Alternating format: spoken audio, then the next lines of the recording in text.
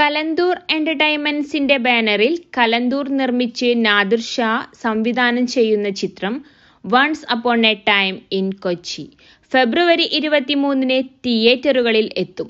ഈ ചിത്രത്തിലൂടെ സംവിധായകനും തിരക്കഥാകൃത്തുമായ റാഫിയുടെ മകൻ മുബിൻ റാഫി നായകനിരയിലേക്ക് എത്തുകയാണ്.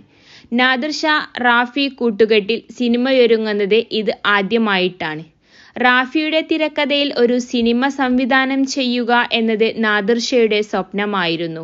അത് യാഥാർത്ഥ്യമാകുവാൻ റാഫിയുടെ മകൻ മുബിൻ ചിത്രത്തിലെ നായകനായി എത്തുന്നു. മലയാളികൾക്ക് മുമ്പിൽ വീണ്ടും ഒരു പുതുമുഖ നായകനെ അവതരിപ്പിക്കുകയാണ് നാദിർ ഷാ. കോമഡി ത്രില്ലറായി ഒരുക്കുന്ന ചിത്രത്തിൽ അർജുൻ അശോകനും ഷൈൻ ടോം ചാക്കോയും മുഖ്യവേഷത്തിൽ എത്തുന്നുണ്ട്. ദേവിക സഞ്ജയ് ആണ് നായിക.